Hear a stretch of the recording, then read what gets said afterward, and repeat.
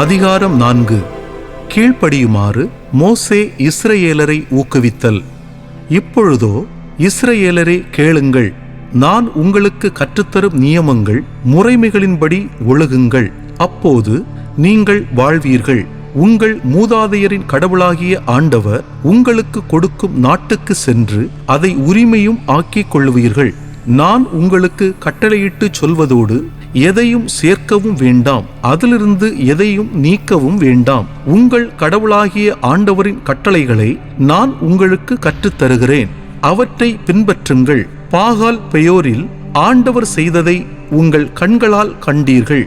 பெயோரின் தெய்வமாகிய பாகாலை பின்பற்றியவர்கள் உங்களிடையே இல்லாதவாறு உங்கள் கடவுளாகிய ஆண்டவரால் அழிக்கப்பட்டார்கள்.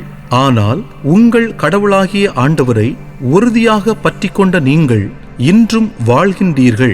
நம் கடவுளாகிய ஆண்டவரின் கட்டளைப்படியே நியமங்களையும் முறைமைகளையும் உங்களுக்கு கற்றுத்தருகிறேன்.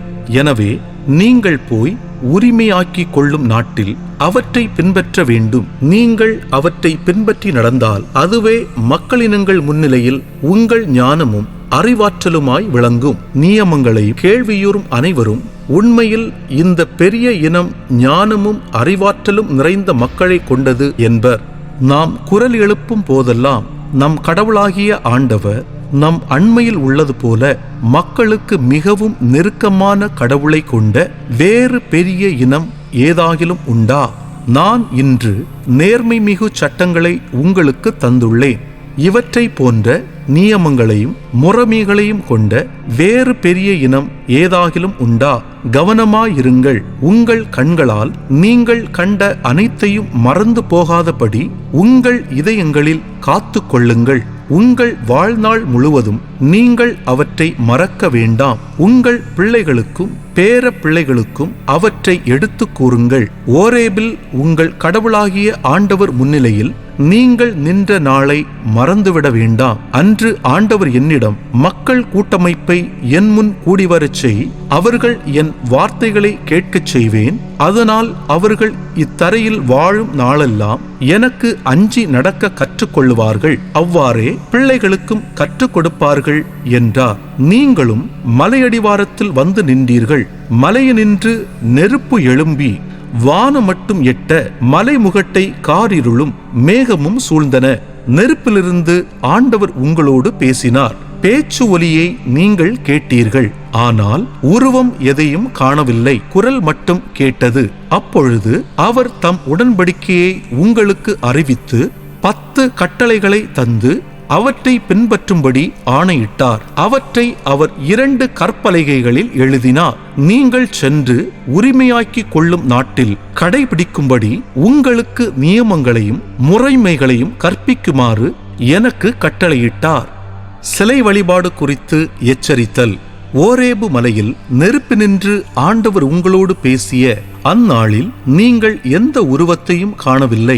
எனவே மிகவும் எச்சரிக்கையாயிருங்கள். நீங்கள் அழிவுக்கு உள்ளாகாதபடி சிலைகளை செய்யாதீர்கள்.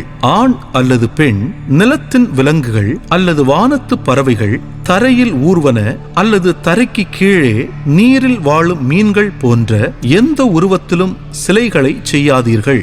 மேலும் வான் நோக்கி கண்களை உயர்த்தி கதிரவன், நிலா, விண்மீன்கள், வான்படைகள் ஆகிய நீங்கள் கண்ணால் காணும் பொருள்களுக்கு முன் மண்டியிட்டு வணங்காதபடி எச்சரிக்கையாய் இருங்கள். ஏனெனில் உங்கள் கடவுளாகிய ஆண்டவர் வானத்துக்கு கீழுள்ள எல்லா மக்களினங்களுக்கும் பணிபுரியவே அவற்றை ஏற்படுத்தியுள்ளார். இன்று இருப்பது போல் நீங்கள் அவரது உரிமை சொத்தான மக்களாகும்படி இரும்பு சூளையாகிய எகிப்திலிருந்து உங்களை கூட்டி வந்தவர் ஆண்டவரே. ஆனால் உங்களின் செயல்களுக்காக ஆண்டவர் என்மேல் சினம் கொண்டார். நான் யோர்தானை கடந்து போக மாட்டேன் எனவும் உங்கள் கடவுளாகிய ஆண்டவர் உங்களுக்கு உரிமை சொத்தாக கொடுக்கவிருக்கும் அந்த வளமிகு நாட்டுக்குள் நான் நுழைய மாட்டேன் எனவும் ஆணையிட்டு கூறினார், ஏனெனில் நான் இப்பகுதியிலேயே இறப்பேன், யோர்தானை கடந்து செல்ல மாட்டேன். ஆனால் நீங்கள் கடந்து அந்த வளமிகு நாட்டை உடமையாக்கிக் கொள்வீர்கள். எனவே உங்கள் கடவுளாகிய ஆண்டவர் உங்களோடு செய்துள்ள உடன்படிக்கையை மறந்து விடாதீர்கள். மேலும் உங்கள் கடவுளாகிய ஆண்டவர் கட்டளையிட்டபடி எந்த ஓர் உருவத்திலும் உங்களுக்கென சிலையை செய்யாதபடி கவனமாயிருங்கள். ஏனெனில் உங்கள் கடவுளாகிய ஆண்டவர் அழிக்கும் நெருப்பு போன்றவர். அவர் வேற்று தெய்வ வழிபாட்டை சகிக்காத இறைவன். நீங்கள் பிள்ளைகளையும் பேர பிள்ளைகளையும் பெற்று நாட்டில் நெடுநாள் வாழ்ந்த பின் இழிச்செயல் புரிந்து ஏதேனும் ஓர் உருவத்தில் சிலையை உருவாக்கி உங்கள் கடவுளாகிய ஆண்டவருக்கு எதிராக தீயதை செய்து அவருக்கு சினமூட்டுவீர்களாயின் இன்றே விண்ணையும் மண்ணையும் உங்களுக்கு எதிரான சான்றுகளாக ஏற்படுத்துவேன். நீங்கள் யோர்தானை கடந்து சென்று உடமையாக்கிக் கொள்ளப் போகும் அந்த நாட்டிலிருந்து விரைவில் முற்றிலும் அழிந்து போவீர்கள். நீங்கள் அங்கு நெடுநாள் வாழ மாட்டீர்கள், மாறாக வேரோடு சாய்க்கப்படுவீர்கள். ஆண்டவர் உங்களை மக்களினத்தாரிடையே சிதறடிப்பார். அவர் உங்களை கொண்டு சேர்க்கும் வேற்றினத்தாரிடையே உங்களுக்குள் எஞ்சியிருப்போர் எண்ணிக்கை மிக சிறியதாக இருக்கும். அங்கு மரத்தாலும் கல்லாலுமான மனிதரின் கையால் செய்யப்பட்ட தெய்வங்களை வழிபடுவீர்கள். அவற்றால் காணவோ கேட்கவோ உண்ணவோ நுகரவோ முடியாது.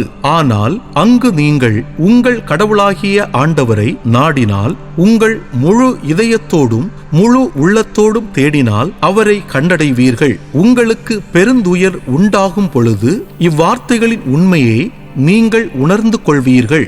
இறுதி நாட்களில் நீங்கள் உங்கள் கடவுளாகிய ஆண்டவரிடம் திரும்பி அவரது குரலுக்கு செவி கொடுப்பீர்கள். ஏனெனில் உங்கள் கடவுளாகிய ஆண்டவர் இரக்கமிகு இறைவன். அவர் உங்களை கைவிட மாட்டார், அழிக்கவும் மாட்டார். உங்கள் மூதாதையரோடு அவர் ஆணையிட்டு செய்த உடன்படிக்கையை மறக்கவும் மாட்டார். உங்களுக்கு முற்பட்ட பண்டை காலத்தை பற்றி கேட்டு தெரிந்து கொள்ளுங்கள். கடவுள் உலகில் மனிதனை படைத்த நாள் முதல் வானத்தின் ஒரு முனை முதல் மறுமுனை வரைக்கும் எங்காவது இத்தகைய மாபெரும் செயல் நடந்ததுண்டோ அல்லது இதுபோல் கேள்விப்பட்டதுண்டோ? நெருப்பின் நடுவிலிருந்து பேசிய கடவுளின் குரலொலியே கேட்டும் நீங்கள் உயிர் வாழ்ந்தது போல் வேறு எந்த மக்களினமாவது வாழ்ந்ததுண்டா? அல்லது உங்கள் கடவுளாகிய ஆண்டவர் எகிப்தில் உங்கள் கண்முன்னே உங்களுக்கு செய்த அனைத்தையும் போல சோதனைகள், அடையாளங்கள், அருஞ்செயல்கள், போர், வலிய கை, ஓங்கிய புயம் மற்றும் அச்சுறுத்தும் நிகழ்ச்சிகள் மூலம் ஓர் இனத்தை வேறொரு நாட்டினின்று தனக்கென உரிமையாக்கிக் கொள்ள முன்வந்த தெய்வம் வேறு உண்டா? ஆண்டவரே கடவுள், அவரை தவிர வேறு எவரும் இலர் என நீங்கள் அறிந்து கொள்ளும்படியாக இவை உங்கள் கண்முன் நிறைவேற்றப்பட்டன. நீங்கள் கற்றுக்கொள்ளும்படி வானினின்று வந்த அவர் தம் குரலை நீங்கள் கேட்குமாறு செய்தார். தமது பெரும் நெருப்பை மண்ணுலகில் நீங்கள் காணச் செய்தார். அந்நெருப்பினின்று வந்த அவரது வாக்கை நீங்கள் கேட்டீர்கள். உங்கள் மூதாதையருக்கு அவர் அன்பு காட்டியதாலும் அவர்களுக்கு பின் அவர்களுடைய வழிமரபினரை தேர்ந்து கொண்டதாலும் அவரே முன்னின்று தமது பேராற்றலுடன் உங்களை எகிப்திலிருந்து கூட்டி வந்தார். உங்களை விட ஆற்றலும் வலிமையும் மிகுந்த வேற்றினத்தாரை உங்கள் முன்னின்று துரத்தவும் உங்களை அவர்களது நாட்டிற்குள் இட்டுச் சென்று இன்றும் உள்ளது போல் அதை உங்களது உரிமை சொத்தாக தரவுமே கூட்டி வந்தார். மேலே விண்ணிலும் கீழே மண்ணிலும் ஆண்டவரே கடவுள், அவரை தவிர வேறு எவரும் இலர் என இன்று அறிந்து உங்கள் உள்ளத்தில் இருத்துங்கள். நான் இன்று உங்களுக்கு கட்டளையிடும் அவருடைய நியமங்களையும் கட்டளைகளையும் பின்பற்றுங்கள். அப்பொழுது உங்களுக்கும் உங்களுக்கு பின்வரும் உங்கள் பிள்ளைகளுக்கும் எல்லாம் நலமாகும். மேலும் உங்கள் கடவுளாகிய ஆண்டவர் உங்களுக்கு எக்காலத்திற்கும் கொடுக்கும் நாட்டில் நீங்கள் நெடுநாள் வாழ்வீர்கள். யோர்தானுக்கு கிழக்கே குறிக்கப்பட்ட அடைக்கல நகர்கள். அப்பொழுது மோசே யோர்தானுக்கு கிழக்கே 3 நகர்களை குறித்து கொடுத்தார். முன்பகையின்றி தவறுதலாக தன் தோழனை கொன்றுவிட்ட எவனும் இந்த நகர்கள் ஒன்றினுள் ஓடி புகுந்து அடைக்கலம் பெற்று உயிர் தப்புமாறு இந்நகர்களை குறித்தார். ரூபன் குலத்தை சேர்ந்தவர் எல்லையில் பாலைநில சமவெளியில் உள்ள பெட்சேர், காத்து குலத்தை சேர்ந்தவர் எல்லையில் உள்ள கிளையாத்தின் இராமோத்து, மனாசே எல்லையில் உள்ள பாசானின் கோலான் ஆகிய நகர்களே அவை. கடவுளின் சட்டத்தை தருவதற்கான முன்குறிப்பு. இஸ்ரேல் புதல்வரின் முன்னிலையில் மோசே அளித்த சட்டம் இதுவே. இஸ்ரேல் புதல்வர் எகிப்திலிருந்து வெளியேறிய போது மோசே அவர்களுக்கு அளித்த சான்றுகள், நியமங்கள், முறைமைகள் இவையே. யோர்தானுக்கு கிழக்கே பெத்பகோருக்கு எதிரே உள்ள சமவெளியில் எஸ்போனில் வாழ்ந்த எமோரியனின் அரசனாகிய சீகோனின் நாட்டில் இது நிகழ்ந்தது. மோசேயும் இஸ்ரேல் புதல்வரும் எகிப்து நாட்டிலிருந்து புறப்பட்டு வரும் வழியில் சீகோனையும் அவன் நாட்டையும் முறியடித்திருந்தனர். அவர்கள் அவனது நாட்டை தங்களது உடைமையாக்கி இருந்தனர். மேலும் பாசானின் அரசன் ஓகின் நாட்டையும் யோர்தானுக்கு கிழக்கே வாழ்ந்த எமோரியரின் 2 அரசர்களையும் முறியடித்திருந்தனர். அர்னோன் ஓடைக்கரையில் உள்ள அரோயேர் முதல் எர்மோன் என்ற சிரியோன் மலை வரையிலும், யோர்தானுக்கு கிழக்கே உள்ள அராபா அனைத்தையும், பிஸ்காவிற்கு கிழக்கே தாழ்வாக இருக்கும் அராபா கடல் வரைக்கும் அவர்கள் கைப்பற்றியிருந்தார்கள்.